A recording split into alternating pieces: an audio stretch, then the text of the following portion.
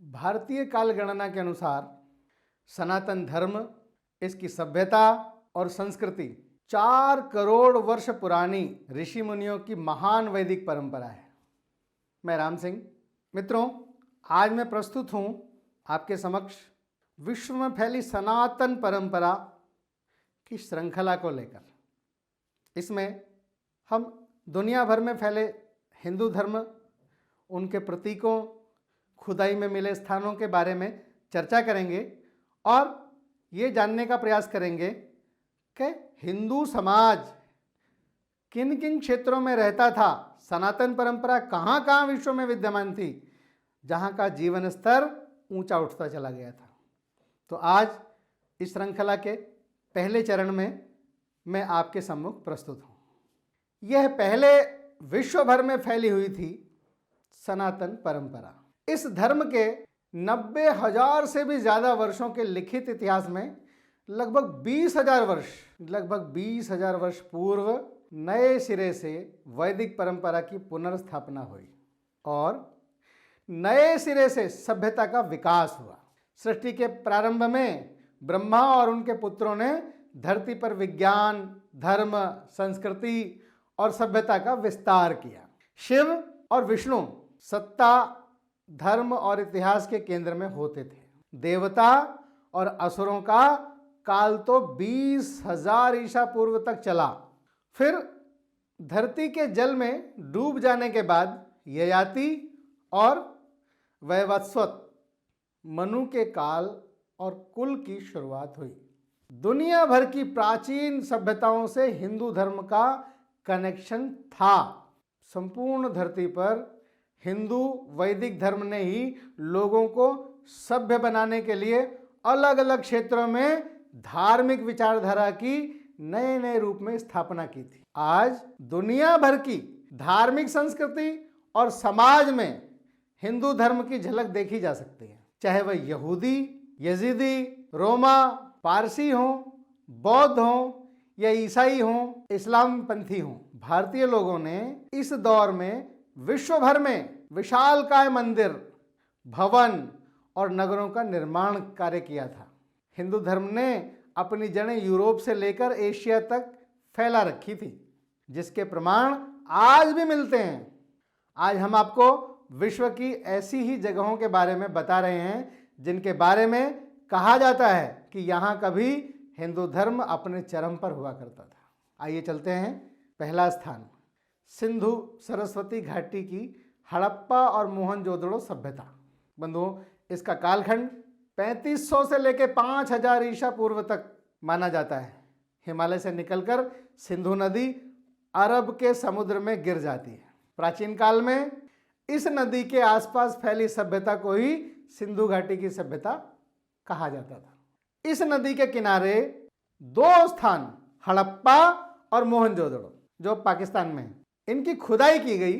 खुदाई में सबसे प्राचीन और पूरी तरह विकसित नगर और सभ्यता के अवशेष मिले।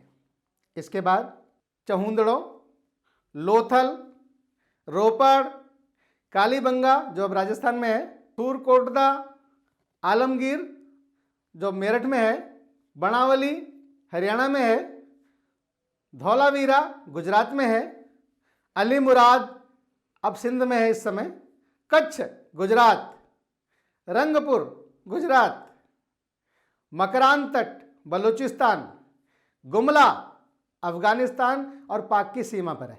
ऐसी अनेक जगहों पर खुदाई करके प्राचीन कालीन कई अवशेष इकट्ठे किए गए।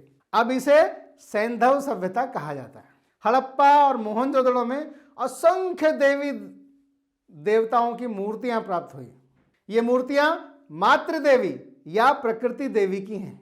प्राचीन काल से ही मातृ या प्रकृति की पूजा भारतीय करते रहे हैं और आधुनिक काल में भी कर रहे हैं। यहां हुई खुदाई से पता चलता है कि हिंदू धर्म की प्राचीन काल में कैसी स्थिति थी। सिंधु घाटी की सभ्यता को दुनिया की सबसे रहस्यमयी सभ्यता माना जाता है, क्योंकि इसके पतन के कारणों का अभी भी खुलासा नहीं हुआ है।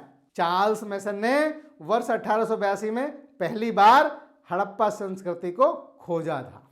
इसके बाद दयाराम साहनी ने 1921 में हड़प्पा की आधिकारिक खोज की थी तथा इसमें एक अन्य पुरातत्वविद माधव स्वरूप वत्स ने उनका सहयोग किया था। इस दौरान हड़प्पा से कई ऐसी चीजें मिली जिन्हें हिंदू धर्म से जोड़ा जा सकता है। पुरोहित की एक मूर्ति, बैल, नंदी, मातृदेवी, बैलगाड़ी और शिवलिंग, ऐसी वस्तुएं वहां पाई गई। 1940 में खुदाई के दौरान पुरातात्विक विभाग के एमएस वत्स को एक शिवलिंग मिला जो लगभग 5000 वर्ष पुराना है।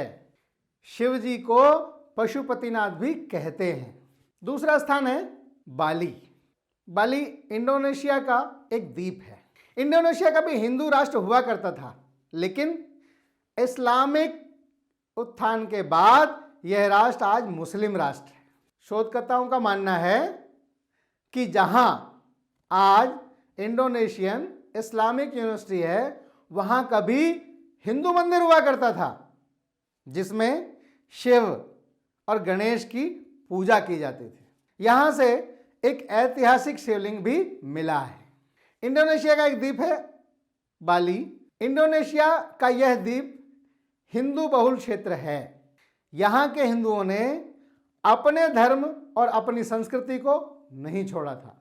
बाली में एक इमारत के निर्माण की खुदाई के दौरान मजदूरों को मंदिर के कुछ अंश मिले, जिसके बाद यह खबर बाली के ऐतिहासिक संरक्षण विभाग को दी गई, जिसने खुदाई करने पर एक विशाल हिंदू इमारत को पाया जो कभी हिंदू धर्म का केंद्र था। यह विशालकाय मंदिर आज बाली द्वीप की पहचान बन गया है। इंडोनेशिया के द्वीप बाली द्वीप पर हिंदुओं के कई प्राचीन मंदिर हैं, जहां एक गुफा मंदिर है। इस गुफा मंदिर को गोवा गजह गुफा और एलिफेंटा की गुफा भी कहा जाता है।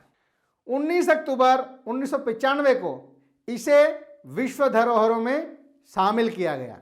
यह गुफा भगवान शंकर को समर्पित है। यहाँ 3 शिवलिंग बने हैं। देश विदेश से पर्यटक इसे देखने आते हैं। शंकर पुत्र सुकेश के 3 पुत्र थे, माली, सुमाली और माल्यवान। माली, सुमाली और माल्यवान ये तीनों दैत्य थे। इनके द्वारा त्रिकुट सुबेल, जो सुमेरु है आज, पर्वत पर बसाई गई थी लंकापुरी। माली को मारकर देवों और यक्षों ने कुबेर को लंकापति बना दिया। रावण की माता कैकसी सुमाली की पुत्री थी।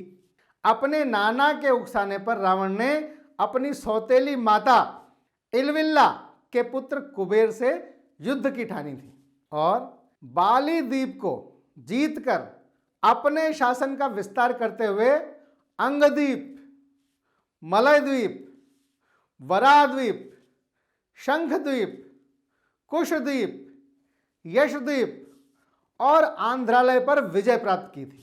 इसके बाद रावण ने लंका को अपना लक्ष्य बनाया। लंका पर कुबेर का राज्य था, परंतु पिता ने लंका के लिए रावण को दिलासा दी तथा कुबेर को कैलाश पर्वत के आसपास के त्रिविष्टप, जो आज का तिब्बत है, क्षेत्र में रहने के लिए कह दिया। इसी तारतम्य में रावण ने कुबेर का पुष्पक विमान भी छीन लिया। आज के युग के अनुसार रावण का राज्य विस्तार इंडोनेशिया, मलेशिया, बर्मा, दक्षिण भारत के कुछ राज्य और संपूर्ण श्रीलंका पर था। तीसरा स्थान है वेटिकन सिटी शहर। कुछ लोग कहते हैं कि वेटिकन तो वाटिका का बिगड़ा रूप है। वैदिक काल में यह स्थान भी हिंदू धर्म का केंद्र हुआ करता था। यहाँ पुरातात्विक खुदाई के दौरान शिवलिंग प्राप्त हुआ है जो रोम के ग्रेगोरियन इट्सक्रेन संग्रहालय में रखा गया है। यह भी कहा जाता है कि वेटिकन सिटी का मूल स्वरूप शिवलिंग के समान ही है। इतिहासकार पी.एन. ओक ने अपने शोध में यह दावा किया है कि धर्म चाहे कोई भी हो, उसका उद्भव सनातन धर्म यानी कि हिंदू धर्म से ही हुआ है। अपने दावों को आधार देने के लिए पी.एन. ओक ने कई उदाहरण भी पेश किए, जिसमें रोम का वेटिकन शहर प्रमुख है।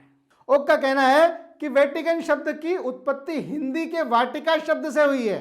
इतना ही नहीं, उनका कहना है कि ईसाई धर्म यानी क्रिश्चियनिटी को भी सनातन धर्म की कृष्ण नीति और अब्राहम को ब्रह्मा से ही लिया गया है। पियनो का कहना है कि इस्लाम और ईसाई दोनों ही धर्म वैदिक मान्यताओं के विरूपण से जन्मे हैं। वेटिकन शहर की संरचना और शिवलिंग की आकृति में एक गजब की समानता है। इस तस्वीर को देखकर आप समझ सकते हैं कि हिंदुओं के पवित्र प्रतीक शिवलिंग और वेटिकन शहर के प्रांगण की संरचना में अचंभित कर देने वाली समानता है।